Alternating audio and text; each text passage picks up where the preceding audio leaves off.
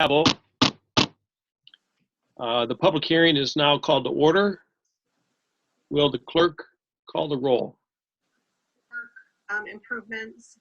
As you can see also in the picture, the playground mulch will be replaced. Sorry. Legislator May. Here. Rowley. Rowley.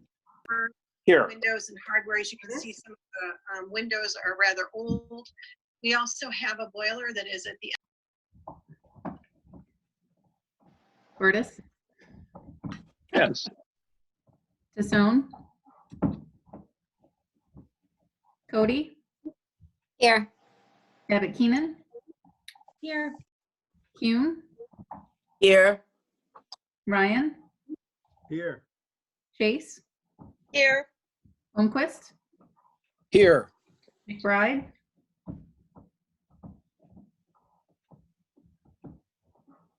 Bush. Here. Jordan. Here. Kinney. Here. Williams. Here. Irvin. Present. Mr. Chairman. Here. 15 present, 2 absent. Thank you. Will the clerk please read the notice? Calling for a public hearing on the 2021 county budget. Resolved that such public hearing shall be held at the Legislative Chambers in the County Courthouse, 401 Montgomery Street, Syracuse, New York, on the first day of December 2020 at 6 p.m. Kind of a motion to waive the reading? So moved. I'll second. We had Chairman Knapp. Thank you. Was the notice of the hearing duly published? It was. Thank you. I have a list of speakers here. Sorry. I only have 2. I have Randy Bergman and Samantha Sorensen. Before we start with that, as you come to speak, I would just ask that you state your name, and as is customary here at the county legislature, we give you 2 to 3 minutes. We'd ask that your remarks would only be on the budget that is in front of us, and just keep in mind that it's my job to keep control of the meeting, which would be the time and the content, and appreciate you being here. So with that being said, let's start with Randy Bregman from Vera House. Thank you. Thank you very much for the opportunity to speak with you this evening. I can't think of a more difficult year for the county executive and the county legislature to have to make decisions on budgets, and I understand how incredibly challenging this year is. I did want to make sure that I offered an accurate picture of Vera House's current 5 contracts with the county, because it does seem like there's been a bit of confusion with some transition and also just a lot of the craziness with COVID.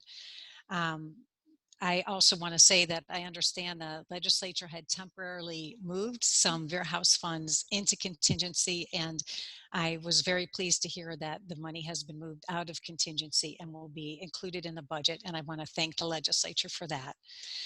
Throughout the pandemic, both the governor and the county executive highlighted concerns about the impact the pandemic was having on domestic violence victims, often trapped in their homes, feeling less safe at home, unlike others who were trying to be safe by avoiding the virus.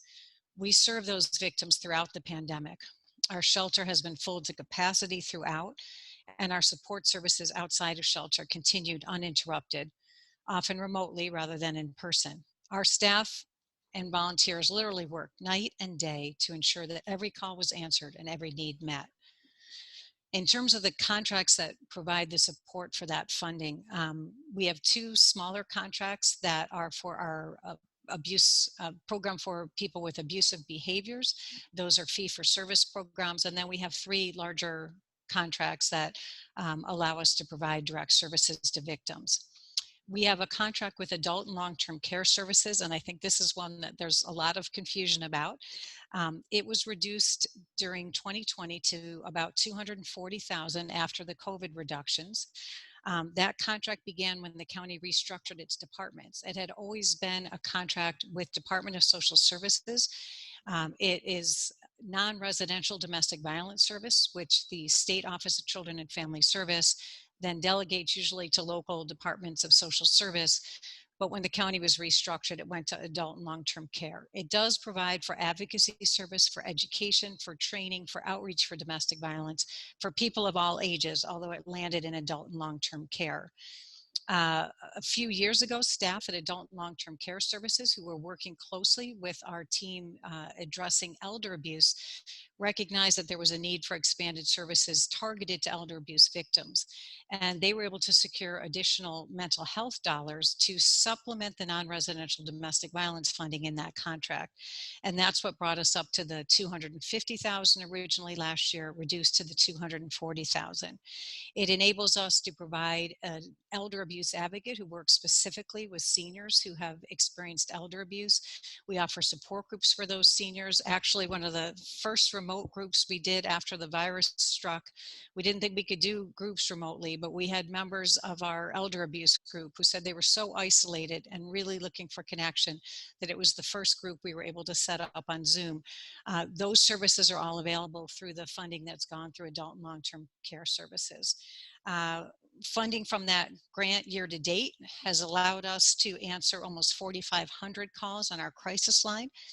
Without any additional funding from the county, we recognize that people were not able to call us when they were trapped at home due to domestic violence situations and COVID. So we established a chat line that runs 8:30 in the morning till 11 p.m., 7 days a week. We've had almost 250 people contact us on that chat line for service.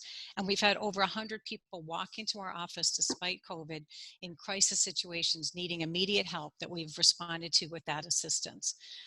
We also were able to provide remote services for orders of protection. As things were spinning in the courts, we were able to do orders of protection remotely and even have people come in here and do the remote session with the court with an advocate here, social distanced and masked, in order to provide those services.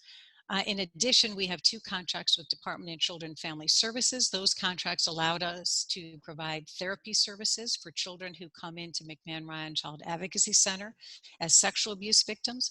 And we also have a contract to provide services to children who witness domestic violence.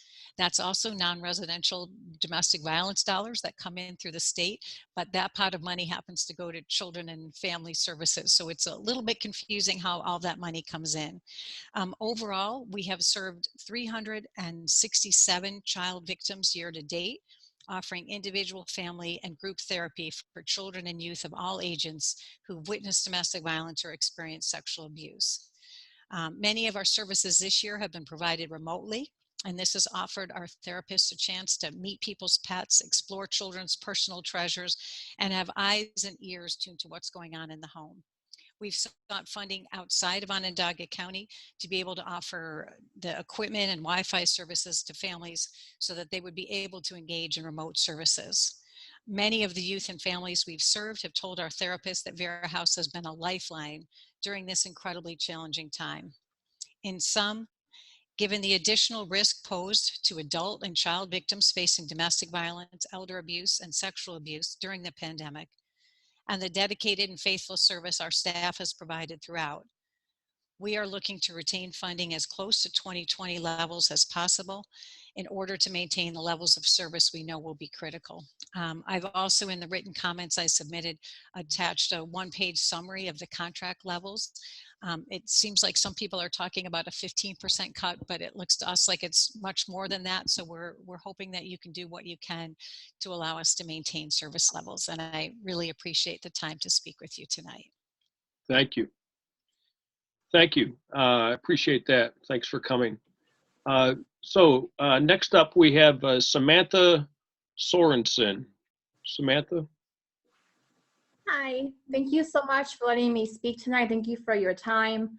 I understand this is a very hard year, And also thank you for Randy for speaking from Vera House. It is truly a lifeline in our community. So thank you for the work that you do. I want to speak about a specific issue that I think we need to pay attention to more so in the budget for mental health.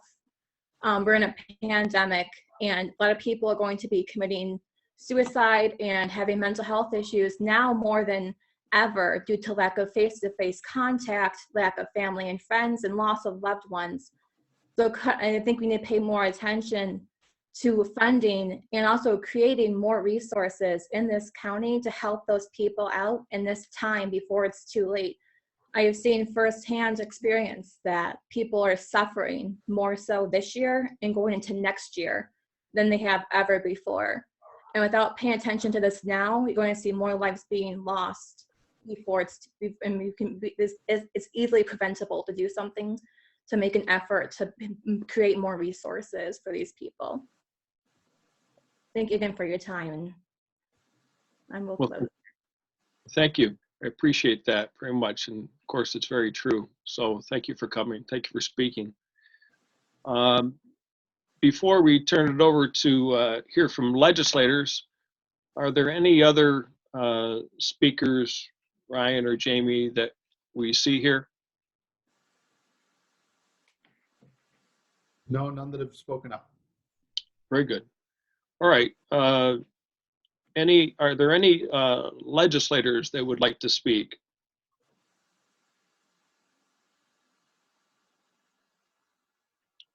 Any other legislators? This is your time. Well, I'd like to say something, although this is new to me. In the past, I thought it was just the public that was allowed to speak. But if you're being kind enough to let me say something, I would like to say something. Go ahead. And your name again? My name is Bill Kinney, county legislator from the 15th district. Go ahead, Mr. Kinney.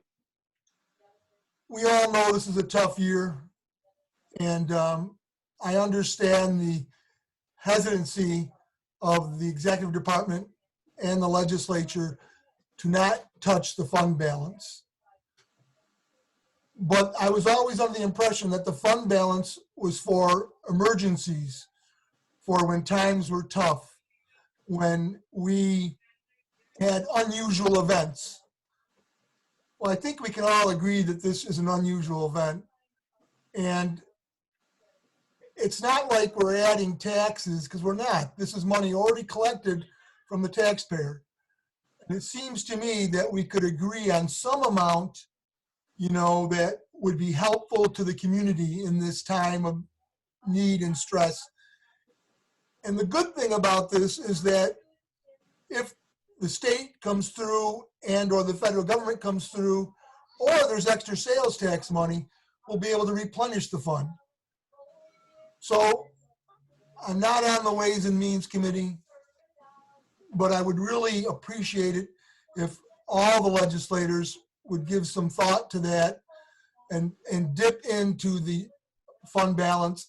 I'm not talking about $50 million. I'm not talking about $30 million. I'm talking about some amount we could agree on that is helpful to the people of our community for the following year, 2021. So thank you very much for allowing me to say that. Yes, legislator, thank you. It is a fact that we're going to need $20 million to close 2020. That's what we've been discussing. But any other legislators here before we close? Going once. Hearing none, then the hearing is now closed. I'll bang my gavel